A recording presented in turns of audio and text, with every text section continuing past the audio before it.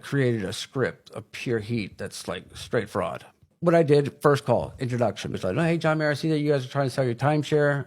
I know you have a Westgate, 2-bedroom, 2-bath. I see you have it listed for $13,000. They're like, yeah. Okay, well, look, I might have a buyer for it. If so, would you be interested in selling it? They, yeah. I say, look, hold one second. I'll call you back if they're still interested. So I play for a couple of seconds. Hey, listen, just got off the phone with Steve.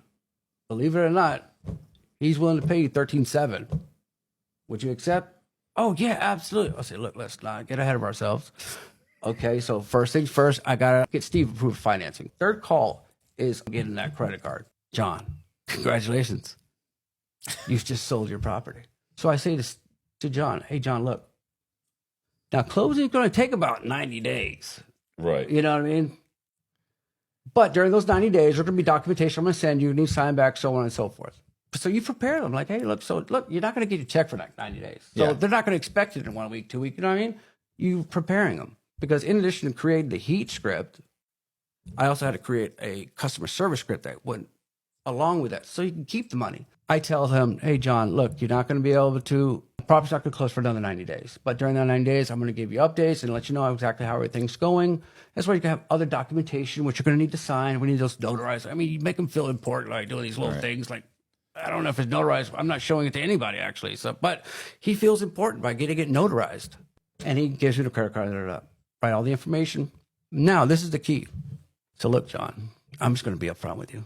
Normally, what we would do is we would advertise this property. Okay, you would have to pay me $13.50 up front.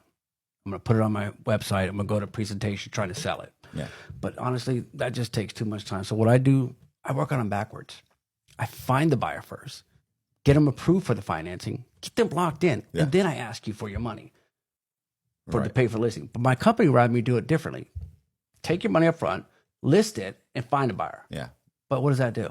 This makes you wait. This, so look, I do it backwards. Yeah. So I'm going to have you go through a tape verification. What I need you to do is that they're going to ask you specific questions. One, were you promised a buyer? I'm going to need you to tell them no. You straight up tell them. And the reason why is because if I don't, then this sale is not going to go in place. There is no buyer, by the way. There's no buyer. I've not seen one in my whole entire life.